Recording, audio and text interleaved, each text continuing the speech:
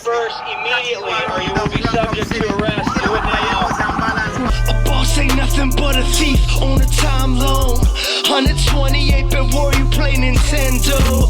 On some shooter, so put the bridge down. Don't feed us to the killer bees. We get what we deserve. Like bury me with my MP3s. Write my manifesto in 72 DPI. Life's just a game. You got cheated, never learned. I write these songs for every bridge that ain't been burned. For every cop car that ain't been. Welcome to This is America, January 18th, 2022. On this episode, we speak with a student involved in organizing ongoing strikes in the Oakland Unified School District. We talk about the spread of Omicron throughout schools, the impact of sickout actions by teachers, and how students began to self-organize to issue their own demands and push for schools to close as the variant has surged. We then switch to our discussion where we address the importance of the latest round of strikes as they present a direct response from below against current conditions which rejects the policies of both major corporate parties that are pushing for the reopening of workplaces and schools at the expense of people's lives. All this and more, but first, let's get to the news. Protests by tenant unions and other organizations kicked off in New York after a moratorium on evictions was not extended. Protesters hit the streets, people held rallies, burning their eviction notices, and also banners were dropped demanding an end to evictions. As Brooklyn Eviction Defense wrote in the Brooklyn Rail, there are currently 223,883 eviction cases pending in New York City. Even if we were not still mirrored in the global pandemic that is killing millions with no conclusion in sight, even if that pandemic was not surging locally yet again, and even if we're not in the winter months when evictions are particularly devastating, the reopening of evictions would be a gruesome act, as all evictions are violence. This is in no small part because of the city's conditions, its decrepit infrastructure, the policing of public transportation, the city's wanton war on the poor and houseless, the 10-year waitlist for NYCHA, the state of shelters. All of this ensures that evictions are an acceleration of enduring marginalization. The looming eviction crisis will be disproportionately black, brown, and made up of women. Resuming legal evictions is genocidal class warfare. Also in New York since last Friday, hundreds of prisoners at Rikers Island have been on hunger strike, protesting conditions such as lack of health care and access to other services that have persisted since last year, due in part to the COVID-19 pandemic and a lack of staffing at city jails. Over the past year, more than a dozen inmates have died in custody, violence has increased, and the backlogs in the courts due to the pandemic have kept people behind bars for longer periods. Turning to Asheville, North Carolina, according to the Asheville Blade, police officers continue retaliation for camp eviction protests and just announced the arrest of 3 people, claiming absurdly that art supplies left in a park where demonstrations were organized counted as, quote, felony littering. The arrests are in response to ongoing protests against continuous sweeps of houseless encampments in the city. Mass walkouts continue across the U.S. as student-organized strikes took place this week in Chicago, Boston, and beyond. Students are demanding rapid testing kits, PPE, and a return to online instruction in the face of the surging Omicron variant. See our updated roundup in our show notes for more worker and student action reports. In so-called Atlanta, Georgia, people protested AT&T for their role in funding the Cop City project, which threatens to destroy the Atlanta forest. And finally, resistance at the Winnemucca Indian Colony continues, as land defenders remain committed to supporting elders who are fighting eviction and facing down a variety of law enforcement and local goons, attempting to remove them. Check our show notes for ways to support them and donate to frontline defenders. And finally, if you value It's Going Down as an autonomous media resource in times of crisis, please go to itsgoingdown.org/shop. Again, that's itsgoingdown.org/shop and sign up to become a monthly supporter or give us a one-time donation. You can also follow our RSS feed, check us out on the radio, follow us on social media, and also, if you enjoy this show, check out other shows on the Channel Zero Anarchist Podcast Network. That's going to do it for us today. As always, enjoy the interviews and the discussion, and we will see you soon. Hello, I'm Blue, and I'm a student at OUSD. And that's Oakland Unified School District, correct? Yes. So tell us what made you get involved in this? What's going on that's happening that made you just need to do something around this? On school campuses right now, it's very easy to catch COVID. A lot of kids have been testing positive, and a lot of students are afraid for their teachers themselves and their families and their community. So we just decided to start taking matters to our own hands since adults aren't doing them themselves. When you say adults aren't doing it, what do you mean by that? Well, before our strike, we didn't have the masks we needed. We didn't have outdoor spaces to eat when it rained, so we weren't like just bunched together in the cafeterias. And we didn't have a lot of the equipment that we needed to stay safe at schools. So we just started striking and telling the adults what we needed, and they finally listened. So when you say a lot of kids have been getting sick, can you describe that? Is it just people like testing positive, or kids are getting sent home because they don't feel good, or it's just like obviously spreading amongst kids, or just kind of tell us about what it's like day to day? Obviously, it's like a case-by-case thing. COVID doesn't affect all teens differently. But personally, I did get sick and I did have long COVID. And other kids are asymptomatic, so they don't have any symptoms at all. But either way, if you're testing positive, you're probably spreading COVID as well. So even if they aren't feeling sick, if you spread it to another kid that will get sick or a kid that has a vulnerable family member, that's just as dangerous. I know it's been like a short period since kids have been back, and then there's been stuff that the teachers have been doing. There's been sickouts, and then you all have been organizing. How have the teachers in this period responded to it? Have they been talking to you all about what's going on? Like, has there been a back and forth between the teachers and the students about how bad this is? Well, most teachers that I've spoken to have been extremely supportive. Not only in OUSD, but all across the country, even in other countries people who have reached out to me with support. So I do know teachers have been supportive. They did do their own strike as well, but these strikes that we've been doing ourselves is more student oriented. Did the actions of the teachers in Oakland and San Francisco, was that, like, obviously you all are doing this on your own, but like, did that help kind of like inspire you all to take action too, or what kind of factor did that play into what you're doing? I feel like it made more kids less afraid of doing their own strike, just because we saw the bravery of our own teachers who were doing this not only for themselves, but for us as well. And I think most kids just started thinking, oh, if the teachers can do it, why can't we? And then just kind of like walk us through like what's been happening with the students, because you all have set demands, which you already kind of went over a little bit, and then it seems like you were saying that those have started to been met. I believe the last thing I read in the newspaper was 2 of the demands have been met, but yet you all are still going on strike on Tuesday, correct? Yes, well, the thing is, we're going on strike not because we're trying to put pressure on the district. We understand there's a test shortage.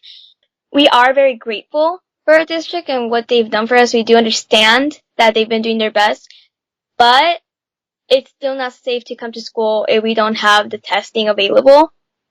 So we're not continuing our strike to put pressure or to just criticize our district. We're doing it just because we still feel unsafe. But you feel that definitely the actions that you all have taken push the district to supply you all with, sounds like PPE and masks and other things that you've been asking for? It only started happening after our strike, so a lot of kids have been seeing the pattern, you know? And I feel like it should have been done a long time ago, but I am glad it's happening now so we can slow down the spread. I know we can't fully stop it, but as long as we're slowing it down, it will be safer for our kids and our community. A lot of people have been saying that, you know, the Biden administration now is finally sending out masks and other things to supposedly out into the world that we're going to have access to. And it seems like that is in direct response to everything that the students and teachers have been doing across the U.S. So it seems like not only on a local level, but on a national level, you all have had a huge impact. Yes, I've also been hearing about kids in France and kids in Chicago and New York, LA, just like all across the country. And it's very inspiring to see them just fighting for what they need to feel safe in their communities. Adults listening to this, either if they're in a position at a school or if they're just listening and maybe they're not even thinking about kids at school or kids in general, what message would you relay to them? I feel like you need to think that kids aren't just interacting at school. We do go get snacks at the store. We go buy groceries. We go to doctor's appointments. We go to the library. So if we catch COVID at school, not only are we spreading it to our classmates, but we're probably spreading it to somebody you know or just to yourself as well if you're in contact with a student that does have COVID. So this doesn't just impact our schools, it impacts our entire communities, especially since a lot of high schoolers already have jobs. If you're going to a restaurant that they work at, you're going grocery shopping and they're a cashier and they're tested positive with COVID, you could get infected as well. What do you hope to happen on Tuesday? Is this a strike that's going to go on for a set amount of days, or is it just a one-day thing?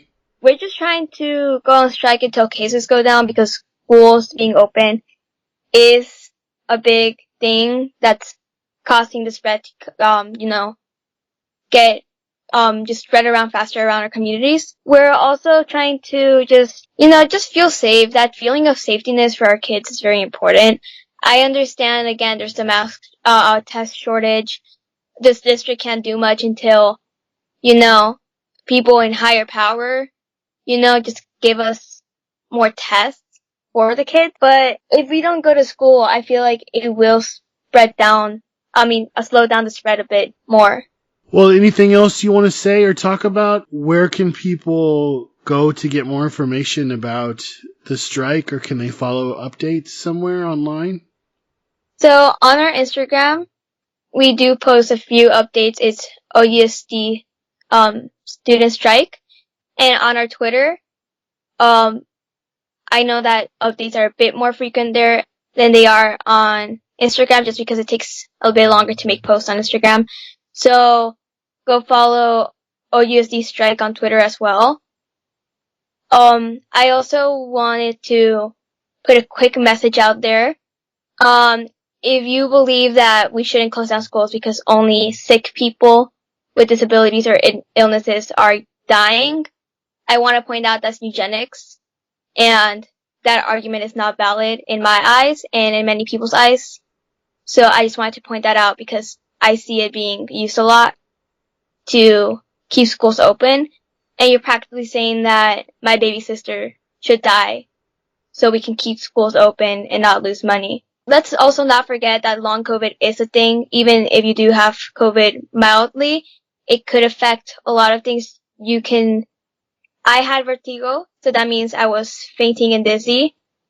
That was during my recovery when I was negative from COVID. If you're a lymphoma burst, it can affect your menstrual cycle as well. If you have asthma, I've seen firsthand from my family members with asthma that you do struggle a lot. You do have a lot of asthma attacks. Even if your asthma is mild, it can affect that a lot. If you struggle with migraines like I do, the migraines are amplified as well. So even if you're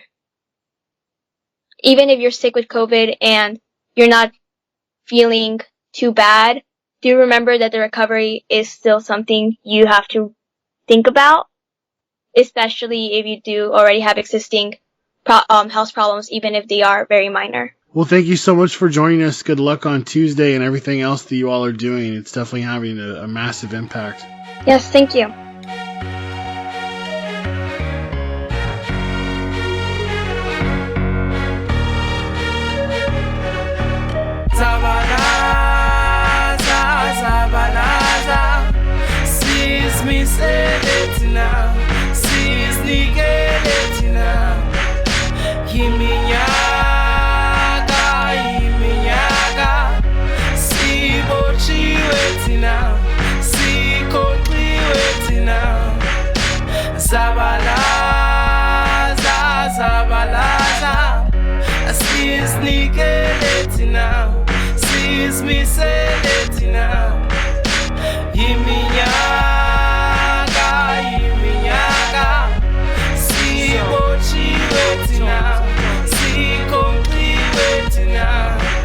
Yo, we've been colonized. It's on that lie. Working class, let's start to organize. I believe the masses will arrive. Revolution will rise and decolonize. It is time to mobilize. Inya was no talk, I'm stabilized as a solution. Starvation in our faces, looking corruption. About Tatirum, my way to sit on Gile. The battle goes on, the struggle moves on. I'm telling you, help to the system. It is time to break those chains and liberate our minds. Help to the system. It is time to break those chains and liberate our minds. Liberate our minds. Liberate our minds. Liberate our minds. Sabalaza, sabalaza. Seize me, seletina. Seize me, geletina. Yiminyaka, yiminyaka. Sibochi wetina. Sikonkli wetina. Sabalaza, sabalaza. Seize me, geletina. Seize me, seletina. Yiminyaka, yiminyaka. Sibochi wetina. Sikonkli wetina. All right, once again, we're back for another week. As always, lots to talk about, lots in the news. We're going to be starting off here talking about the wave of sickout strikes, teacher walk-offs. There's also been lots of protests at different, largely like businesses, pizzerias over COVID. Students are organizing massive walkouts of their schools. And this is interesting on a lot of levels. The first is that, in my opinion, this is the first sort of like mass articulation of mass refusal, mass anger, coming from below since the George Floyd uprising in 2020. Students and teachers across the board are rejecting basically the status quo of how the state is reacting to the Omicron variant. So right now, in case you're living under a rock and you don't understand what's going on in terms of COVID, there is a mass upswing in the amount of people being infected with the Omicron variant. They're saying the infection rates are double what they were under the last variant. So what's happening is a couple things. The first is that the amount of people being infected is going up astronomically. Like if you see graphs, it's just like the graph is just like going up. It's just like a huge spike. The other thing is that the hospitals are filling up.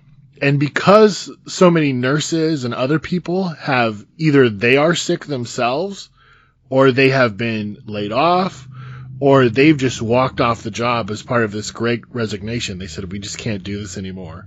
The hospitals are short-staffed and it's hard for people even in some instances to get things like just basic testing. Like that's another big thing is a lot of people are having an issue getting a rapid test. So there's that. And then the other thing is that we are in the midst of kids going back to school after the winter break.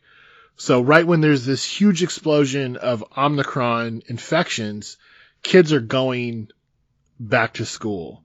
And a lot of teachers and students are pushing back against this because you remember a couple months ago, people were doing online instruction, which, I mean, by all accounts, totally sucks. I've talked to kids, in my neighborhood. There's a lot of anger over that.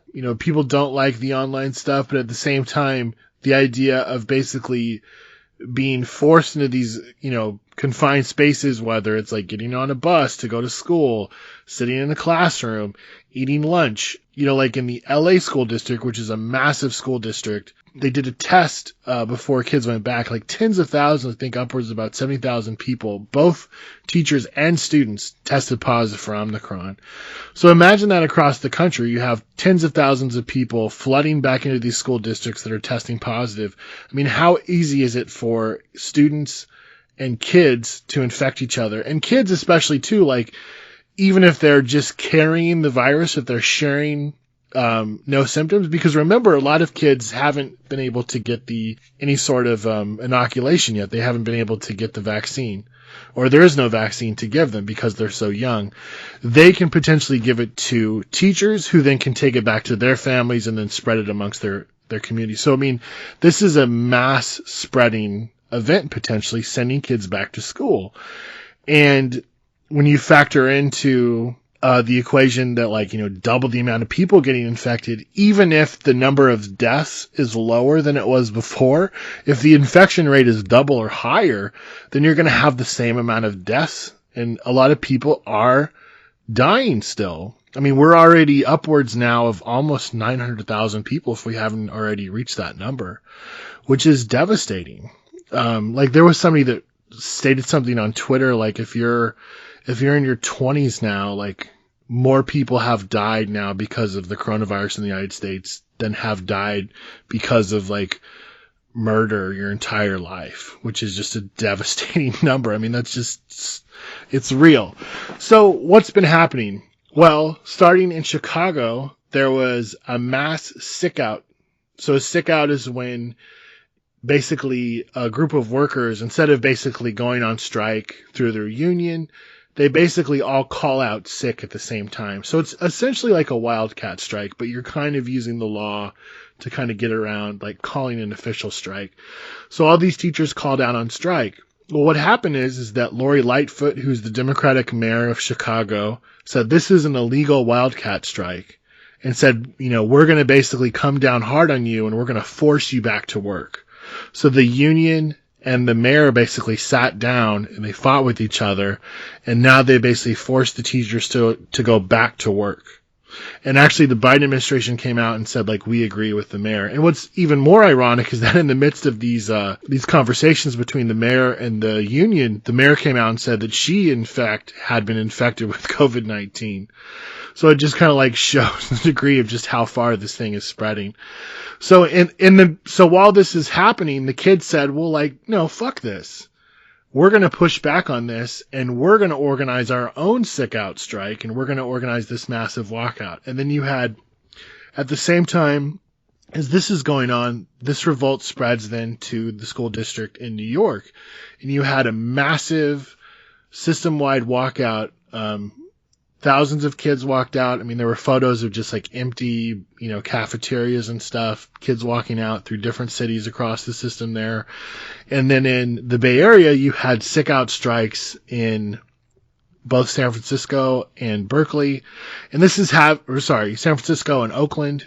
And also, as we speak right now, there are plans in the works of students to hold strikes and walkouts and other demonstrations. And a lot of students, what they're doing is they're issuing a set of demands, and they're saying, we want, N95 masks, we want proper PPE, and we want rapid testing, and we want to return to at-home instruction, so through the computer. So we're seeing this massive organizational push by workers and students, so different sectors of the working class organizing themselves in large parts outside of the existing structures, and they're coming right up against the Democratic Party. So the Democratic Party is the one now with the stick saying, like, no, you need to go back to work, you need to go back to school.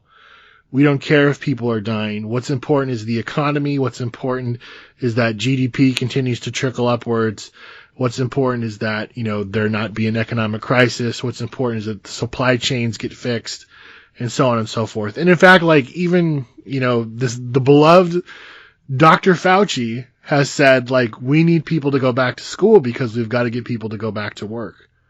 So, I mean, they're being very clear about why all this is happening. And I think the other aspect of why this is interesting is because it really exposes just how stupid and silly and removed from reality just the far right is in all of this. Because remember, before all this was really happening, the loudest people in the room around sort of the mask and school mandate debate has really been like, your local QAnon nut or like group of Proud Boys that want to go to the school board and scream about, adrenochrome or 1776 or, this is communism because you're forcing my kid to wear a mask, all this like just batshit stuff that like, now, like, in the face of, like, mass working class activity just seems so far removed from reality. And also, too, it's like those protests still are happening in some isolated pockets, but they're just so small compared to what's going on a massive scale across the country now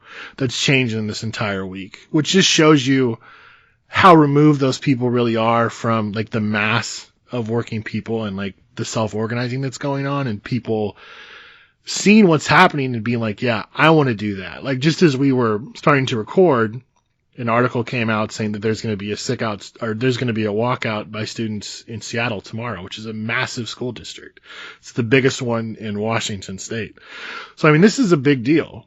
And I encourage people to get involved in this, like support the students, support the teachers, get in where you fit in, whether that's showing up with a sign, doing mutual aid, or also, too, just expanding these strikes, these acts of collective refusal as much as you can. And in a lot of instances, like, this is stuff like kids, like, going to school for the first period and then, like, ditching the rest of the day, not showing it up at all. Like, in New York, the first day that people returned, 300,000 kids just did not go to school. Like, parents are literally taking their kids out of the classroom in a lot of instances. I mean, a lot of it's just people walking off the job, just saying, like, I'm not going to do this work. I'm not going to put myself and my family in harm's way for the economy. If all this stuff is on the table, like, where can this go? Like, what are the other autonomous initiatives that people can engage in to not only support these struggles, but also push them as far as they can go?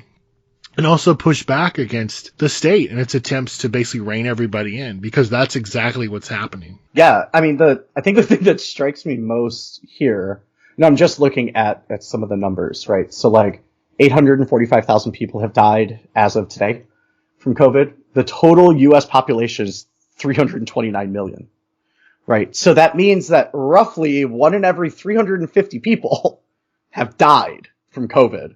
And something like 1 out of every 5 people have gotten COVID, right? That's an astronomical number. And the numbers aren't going down, right? And so it's not like the situation is getting better. And so I want us all to think back to the summer of 2020, which feels like it was about 8 million years ago. But the summer of 2020, we did an episode where we were talking about Greg Abbott, the governor of Texas, starting to talk about people going back to work. And someone asked him the question, like, well, that means a lot of people are going to die. And he said something like, well, if I've got to die to save the U.S. economy, then I'm willing to take that risk, right? And we were like, oh, well, of course, they're like demanding that we go die for capitalism, to go save capitalism from itself. And that was true then. And what was interesting is at the time, plenty of Democratic politicians were saying something not quite that radical, but a more moderate version of the same thing, which is, really, we all need to stay home. People are going to die if we don't. The Republicans are really screwing up COVID response. You know, it's irresponsible to make people go back, blah, blah, blah. And then Joe Biden runs a presidential campaign based on this ridiculously naive notion that if he gets elected, there's going to be this return to normality. And the Democratic Party has taken that on as their default politics, or at least the moderate wing of the Democratic Party, which nationally sort of runs the party, kind of took on this position that everything was going back to normal and are trying to sell that to the American people, right?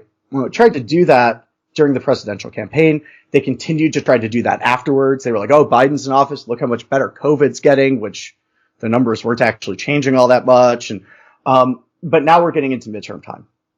And so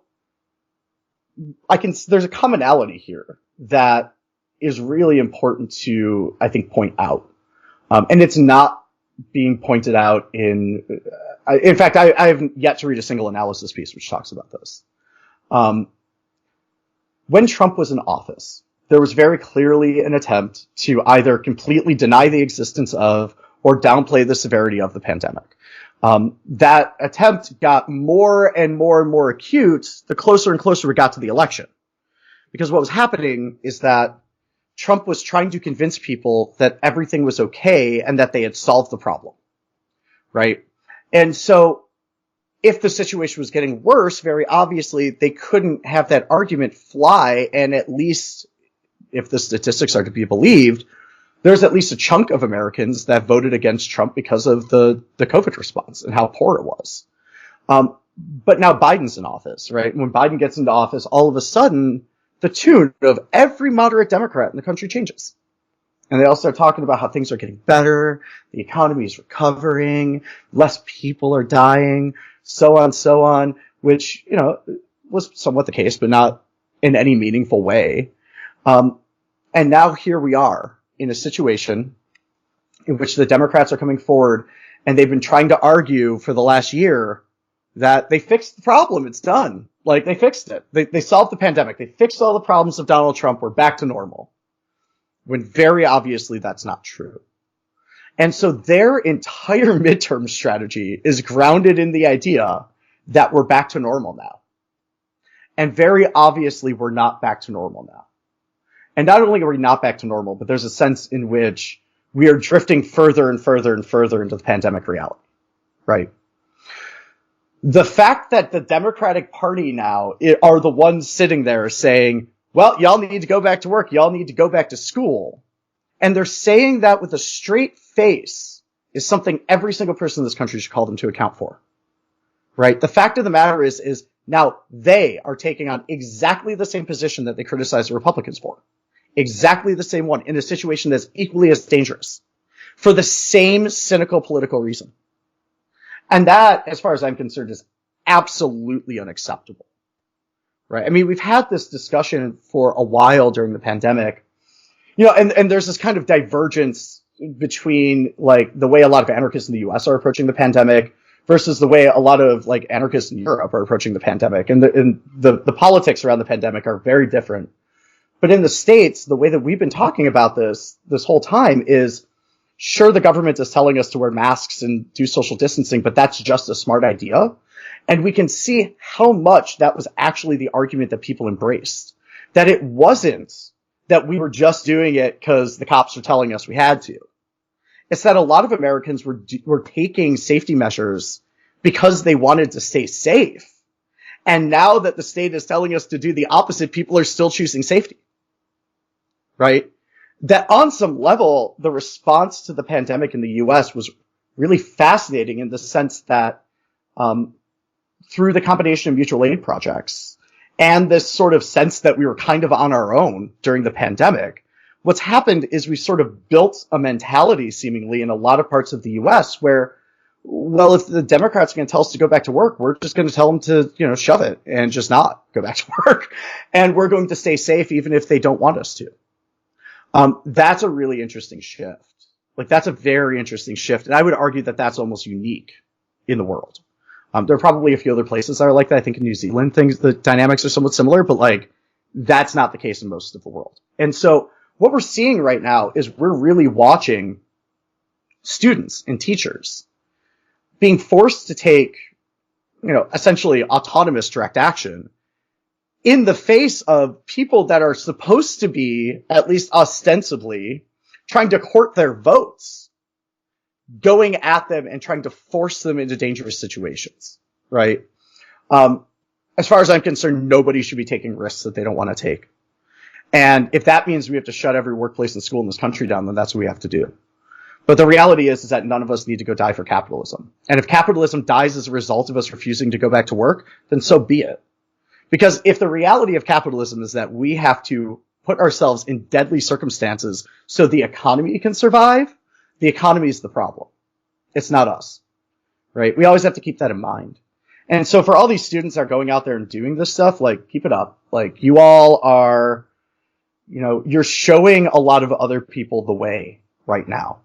You're the ones leading the charge, not us, right? Not us like old fogies in our late 30s, right? We're not the ones leading the charge on this. Y'all are. So keep it up. You're doing a wonderful job. And do only what you think you should, right? If the government tries to force you to go back, become ungovernable.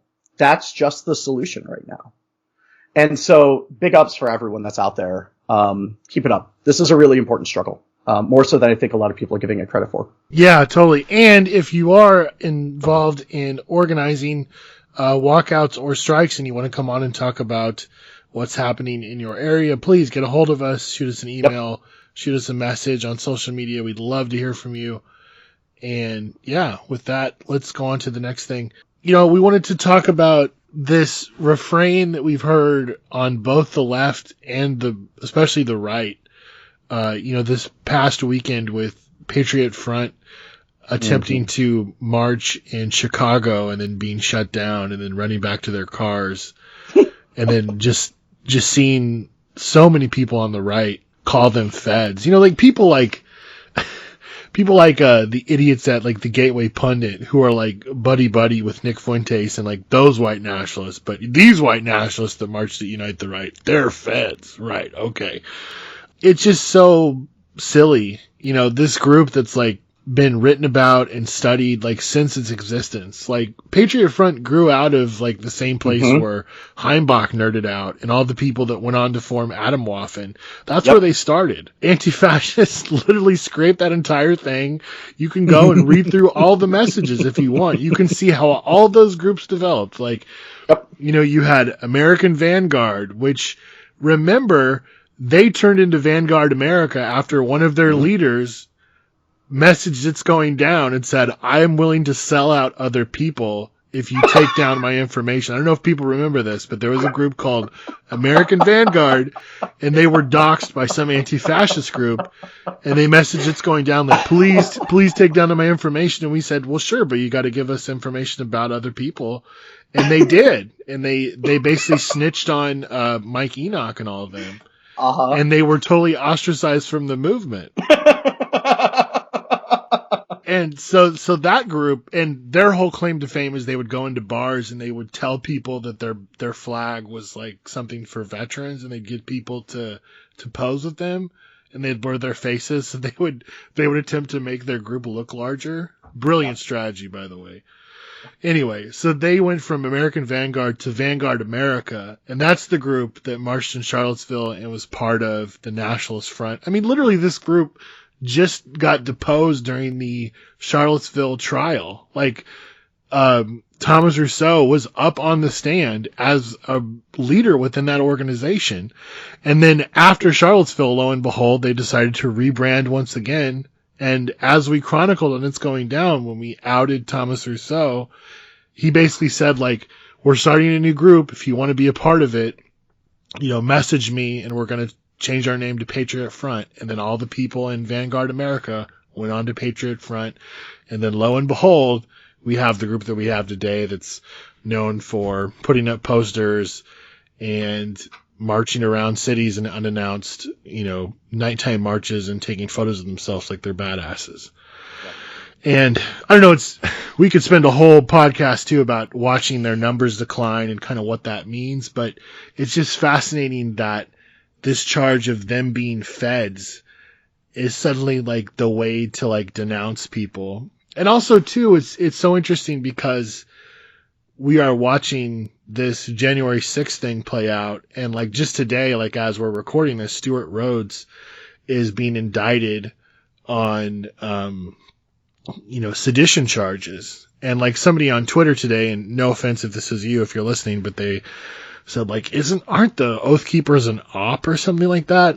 And that's kind of what spurred this is, you know, even on the left, you hear these type of things. And we wanted to just kind of take a moment and talk about just kind of like how silly that is and how far removed from the actual nature of the state and the actual way that infiltration and even just state disruption of movements, be they far right or on the left, actually is. I mean, we could do an entire podcast about conspiracy theories and like how conspiracy theories work and what their mechanics are. But in this very specific discussion, we can kind of see this in a microcosm, right? And it's one of these discussions which like, we see variants of this on the quote left a lot. We see both like Fed jacketing, but also the kind of outside agitator narrative, which is deeply connected to that.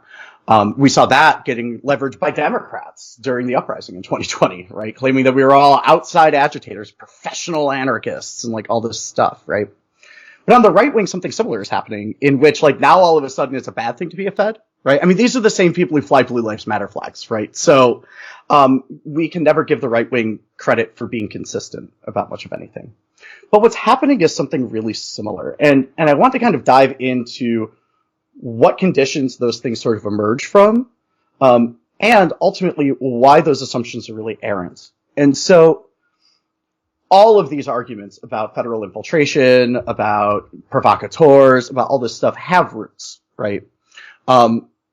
We can go back in the United States, obviously, to COINTELPRO. We can go back even to the early 20th century. I mean, we can even go back to the time before the American Revolution, where there was lots of subterfuge and lots of espionage going on back and forth. There were lots of sabotage actions. There were lots of people ratting each other out.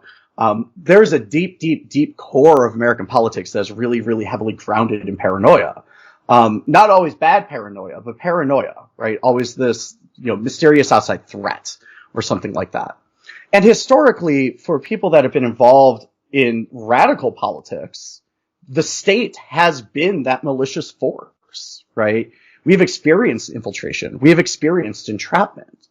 However, one of the things that doesn't happen is provocation, right? And I'll get into why in a second, right? So like Italy is an exception here, right? I don't want to for a second make the argument that the strategy of tension wasn't a real thing. It was in Italy after World War II, but that was a really unique circumstance, right? And so what we're watching in these moments is we're watching this kind of mistrust of the state, which has plenty of historical roots, metastasize.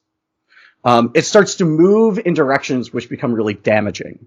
So, for example, one of the things that you see a lot, both on the right now and what you've seen in our circles traditionally, is that people will leverage the idea that someone's a Fed when they disagree with the tactics that they use. So pacifists do this constantly, right? They'll say, oh, well, this happened after J20, after the Trump's inauguration. All over Facebook, liberals were saying, oh, well, those people couldn't have been against Trump.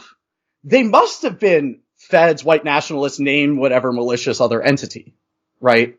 Alex Jones claimed that every anarchist at the G20 in Pittsburgh in 2009 was a Fed, right? We see this narrative pop up all the time.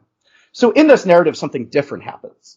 So we take what we know historically. So historically, we know that the federal government has engaged in infiltration.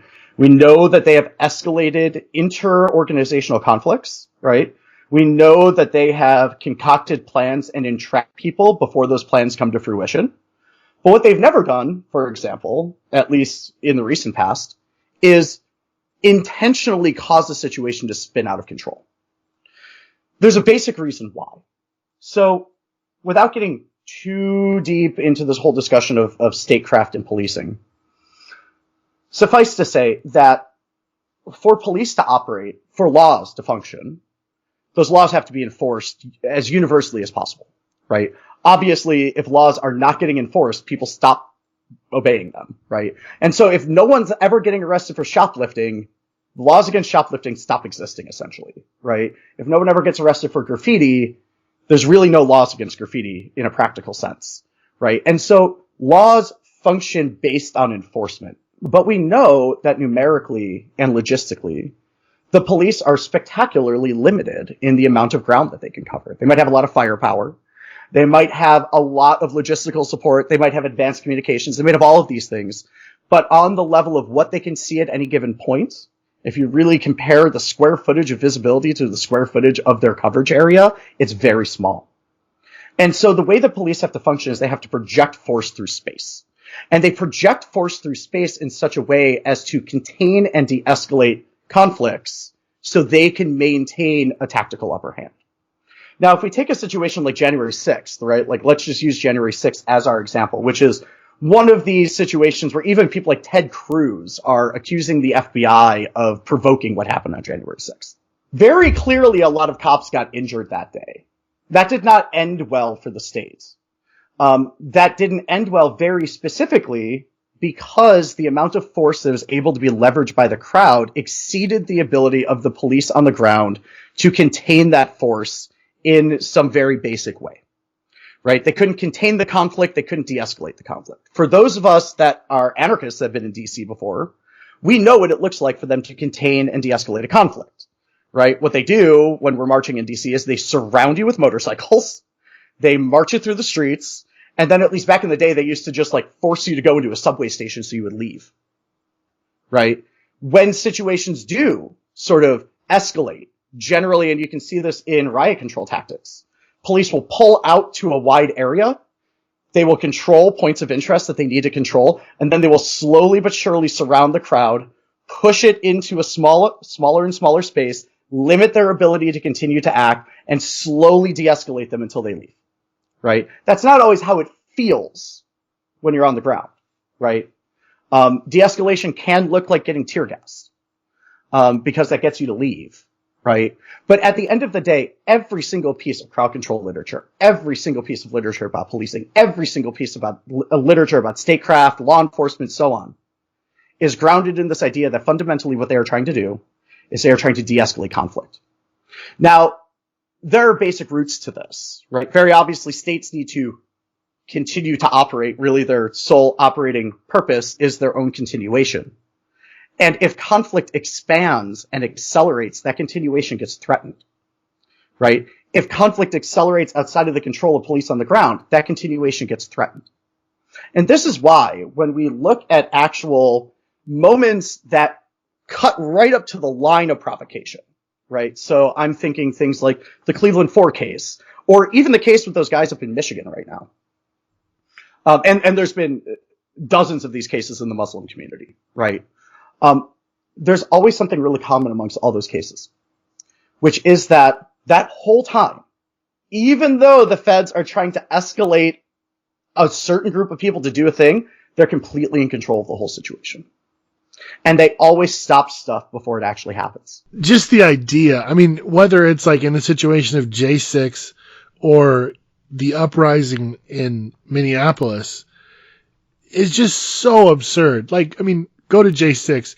I mean, like, when you hear these people talk about, like, who instigated what, I mean, their whole kind of, like, argument is that, like, some evil undercover Antifa or FBI agent was, like, the one that broke the window, and that somehow enticed the crowd. Yeah. That's not how these things happen. Well, and we have to think about what we're reinforcing in those narratives, right? And, like, anarchists have provocatory narratives all the time. They're less common these days.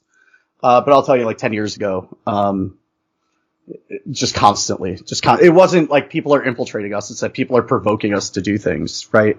There were infiltrators, right? I'm sure there are now, but for those of us that were around 10, 15 years ago, like there were infiltrators a lot. And, so there was a reason to be paranoid and scared, but they were never provoking. So what we're reinforcing when we're sort of, taking on that narrative is we're kind of reinforcing a number of things which are deeply problematic. The first is that this entire narrative comes out of early 20th century crowd control or crowd theory, right? Crowd behavior theory, where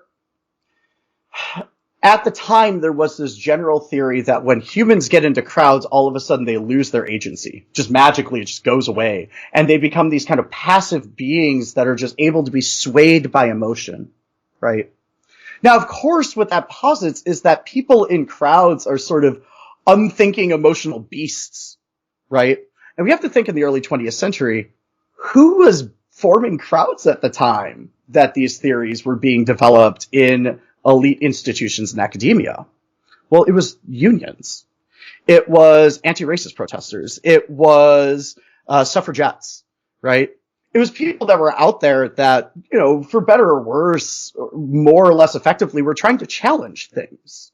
That crowds were this kind of expression of the ability to mobilize. And so the way that crowd theory developed is it developed in these kind of academic contexts, which were funded by the wealthy, often the jobs were populated by people that come from wealth. And so this idea that these smart people in academia can write about the unthinking masses was something that was just assumed. So every single time we talk about this idea that because one person throws a brick at something, everyone just loses their mind, essentially what we're doing is we're reinforcing this concept that we are mindless emotional beasts, which is a notion that comes out of the arrogance of early 20th century capitalism more than anything else. Right? And that's something none of us should enforce. It delegitimizes direct action. It delegitimizes the ability of people to get together to take direct action. And it makes us all into these kind of passive entities. I mean, I will say one thing, like, there are a lot of people in the social movements that are kind of operate more or less passively. I mean, you see this with liberals a lot, but, you know, my time in anarchy world, there's a lot of stuff you can say about anarchists, but, being passive is not one of them. The idea that every single time there's violence or destruction, that was sort of an unintentional action of a manipulated person is not only really insulting, but it delegitimizes our ability to act in our own self-defense against the state. And that's something that we have to preserve. We have to preserve the ability to defend ourselves. We have to preserve the ability to fight, right? To claim that every single act of fighting is the result of government provocation, is to delegitimize fighting. At that point, you might as well just drop out of political organizing and just go vote all the time. But ultimately, it has two really damaging kind of internal effects on sort of our communities, very specifically. And the first is that this idea of provocateurs is a tactic which has been very intentionally leveraged by, you know, last summer it was the Democrats, right? Now it's the right wing. Or in the summer of 2020, it was the Democrats, and now it's the right wing doing this. And all of that is emotional manipulation, right? When Democratic mayors and police chiefs in Democratic cities were coming out in May of 2020 and saying, all of these people are professional anarchists, all of these people are out-of-town agitators, which is equivalent to all of these people are provocateurs, what they were essentially trying to claim is, if it wasn't for these troublemakers, none of the people in my city would be mad at me for failing to prevent the cops from murdering them. And it allowed emotional manipulation to function as a way to absolve politicians of their accountability. Internally, when this happens, it tends to function in such a way as to leverage emotional manipulation in order to marginalize X, Y, or Z group of people. I mean, you know, there have been many groups of people in the anarchist community over the years that I have felt were deeply problematic. I've even been involved in writing pieces about some of them because I thought that their actions were incredibly dangerous, but not once did I ever call those people provocateurs. It is entirely possible for people to make tactical decisions that you might think are wrong. And part of this whole fight for autonomy is to allow people the space for that, right? So to manipulate people emotionally fundamentally prevents that space from existing. We end up engaging in what is a toxic emotional engagement, which fundamentally limits our ability to fight. And at the end of the day, all it does is functionally breed mistrust. Now, I'm not saying we shouldn't be looking for feds. I'll be the first person to tell everyone should be looking for feds everywhere, because they can be everywhere. And in my experience, they tend to be in a lot of places that I've happened to be in my life, right? But one of the things I've never seen a Fed do, ever, not once, is encourage people to take more violent action in a moment where they could actually do it. So they'll do that in a bubble. They'll do that in the, quote, preparation for something. They'll do that as a way to entrap people, but it never happens on the ground. And the reason it never happens on the ground is exactly because when you escalate situations and that opening is created and people in their own intentional actions decide to manifest their rage in that opening, that creates a situation that's uncontrollable. And what we've seen time and time again here. So let's take the G20 in Pittsburgh in 2009, or let's even look at January 6th. In both of those situations, or hell, most of the riots in the summer of 2020, all of those situations have one thing in common. In all of those situations, the ability of people on the street to mobilize conflict exceeded the ability of the police to contain it. And in all of those situations, the cops, at least temporarily, were run entirely off the streets. That is not something a state is going to intentionally do. And so we're watching this happen on the right wing right now. I mean, ironically, Stuart Rhodes had been confronted at CPAC on camera by some random groiper who was like, how does it feel to be a federal informant? And he like challenged this like kid. I mean, this kid must have been like 18 to a fight. Stuart Rhodes is like 50, right? Probably older than that. And he just got arrested today. The kid's whole argument is you must be a Fed because you haven't been indicted yet. Well, here it is. He gets indicted today, right? We need to cut that talk. of provocateurs. We need to look at what it's doing to the right wing. We can look at this now. We can look and see how they're tearing each other to shreds and using this accusation to do so. We need to be able to look at that and see how those things manifest in our own communities, right? We need to be able to maintain suspicion. I would even argue that paranoia is not inherently a bad thing in measure, right? It is important to look for feds. It is important to call people out on dangerous behavior. All of that is true. But to call people a provocateur is to imply something very different and very damaging, and that's really where we need to be incredibly careful. Another thing I feel like we haven't talked about in a while, I'll just remind people, another tactic we've seen again and again is that people will get arrested and then the FBI will go to them, while they're in lockup and they're getting out and said like, hey, you got arrested on this, light offense or whatever.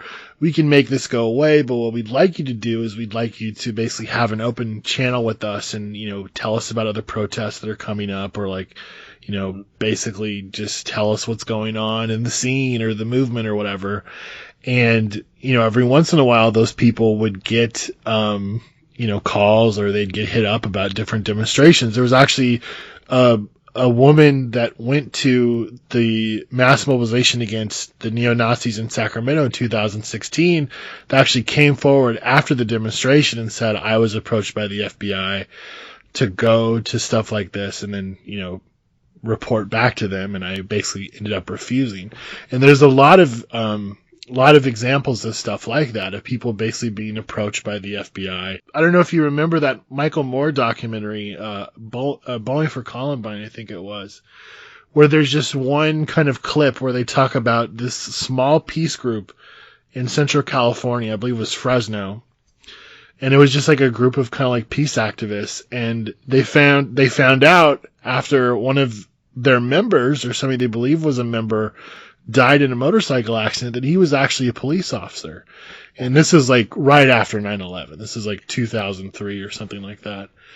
And he had just been a fly on the wall. He, presented himself as like an ex-military guy that was questioning the war. And he was basically just in there and he was just writing notes about stuff. And, they were engaging in like vigils and prayer breakfasts and, protests and stuff like that. It was nothing illegal, but then of course he wasn't there necessarily to find the illegal thing. He was there to just surveil them and see if anybody popped up, And that's something, there's a really great essay that's in A Murder of Crows that came out like, in 2006 or something. It's like old as shit. Murder of Crows was awesome, by the way, for people that want something cool to check out. It was great. Great essay called Repression as State Strategy. And what it says is that the difference between how liberals look at repression and the way that anarchists look at repression is that anarchists understand that repression is a constant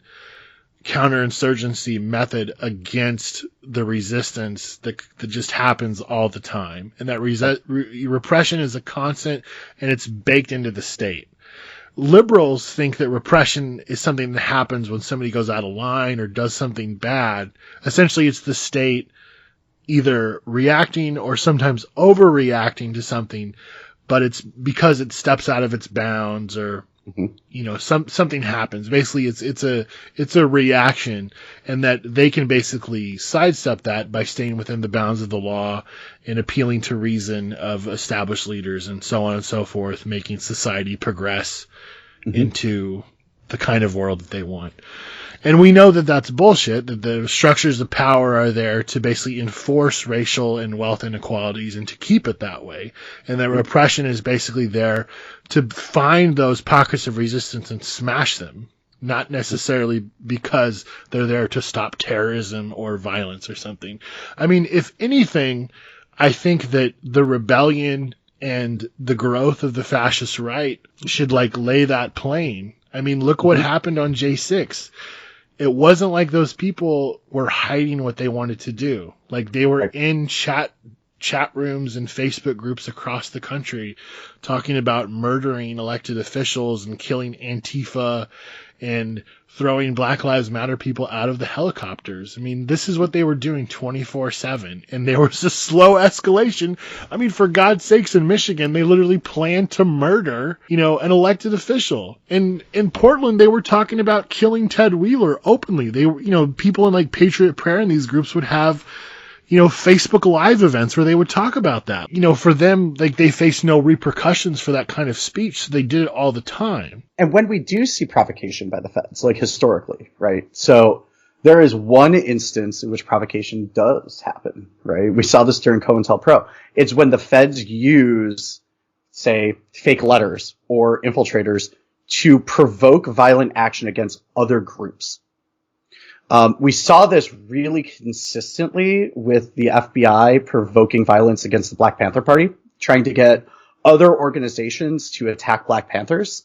And that did happen.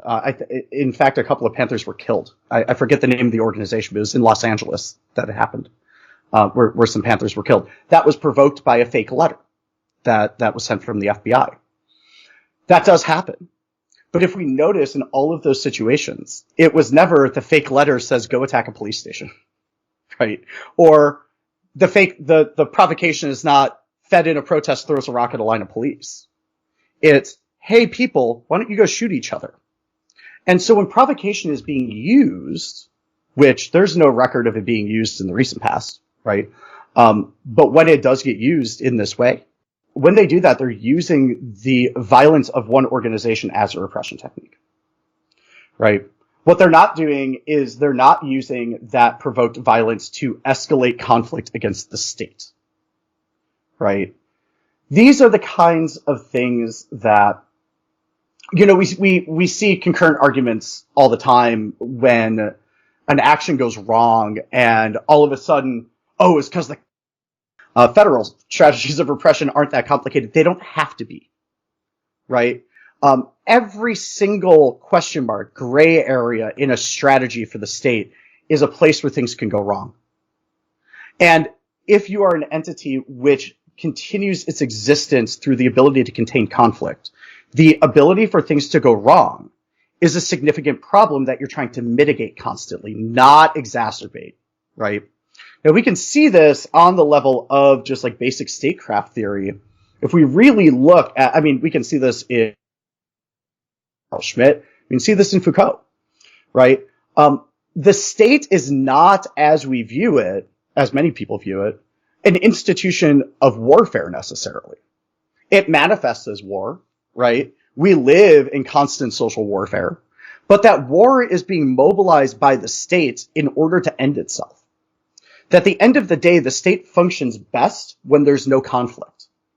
The state functions best when there's nobody in the streets.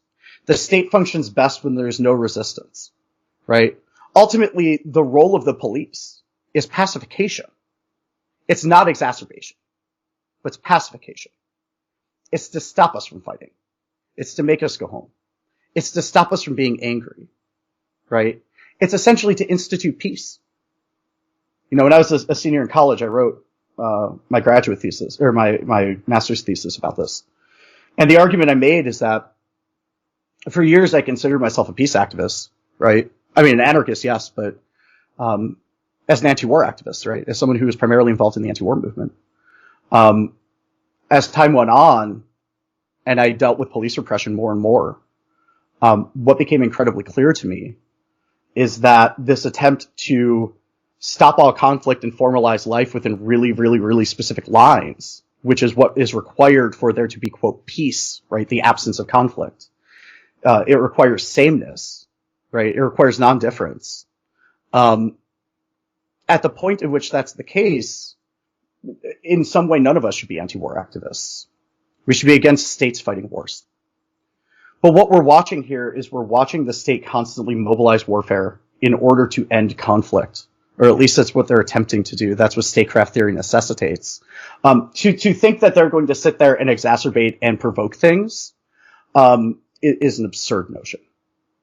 And so it's sort of like, we were before the show, before we started recording, and for a few days, we've been talking a lot about conspiracy theories around things like security tools, right? Like Signal or Tor. And not to get too long-winded about this, just really briefly, every single time I've heard someone come to me and say the encryption in Signal is broken, it's because of a conspiracy theory. It's not actually the case. When people come in and say, Tor got funding from the military, so it's compromised. Sure, Tor was founded in the Naval Research Observatory, like the Naval Research Lab. Like, that's true. And did have Pentagon contracts. That's true. That doesn't mean that the code that you can very easily sit there and read is backdoored or something like that. And so when we're talking about repression and when we're talking about things like infiltration, these are really touchy subjects. And they're subjects that have been manipulated by people in the past in order to gain political advantages. And that has done almost immeasurable damage to our communities over the years. We need to be able to look at these things and analyze them soberly and with information and not emotionally. Because emotionally, especially those of us that have been in confrontations with the state and suffer from trauma as a result of that, emotionally, it does feel like you're under attack a lot of the time, and it does feel like you can't trust people. I myself struggle with trust issues a lot in my life after a lot of years of doing this.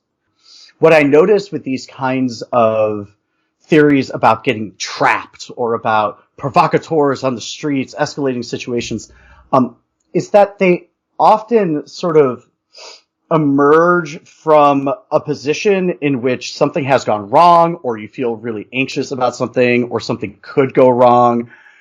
And people start coming to really sound conclusions.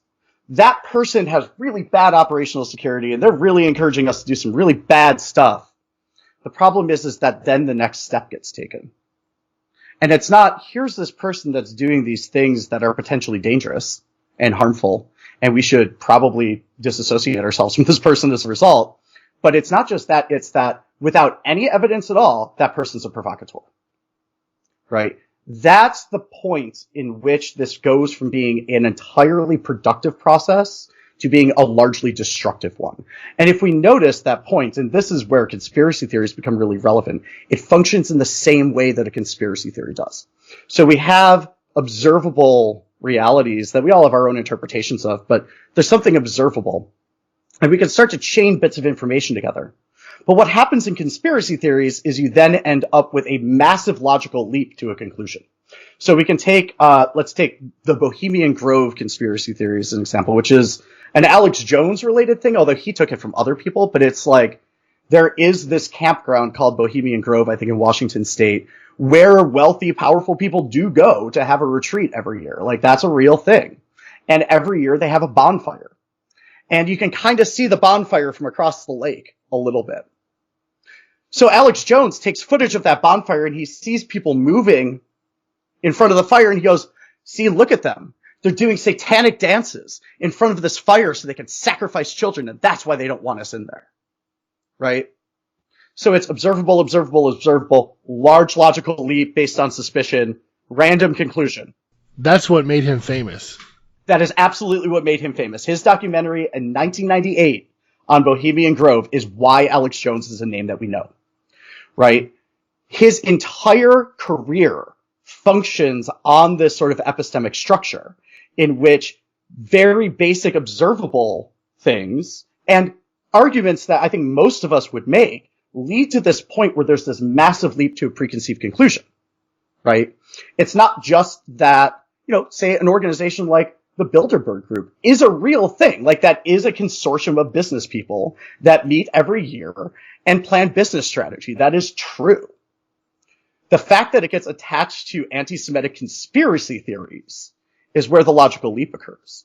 Right? And so we need to sort of, in the same way that many of us can sit there and say, that's a ridiculous conspiracy theory, we need to be approaching our own internal discourses around infiltration and provocation in the same way.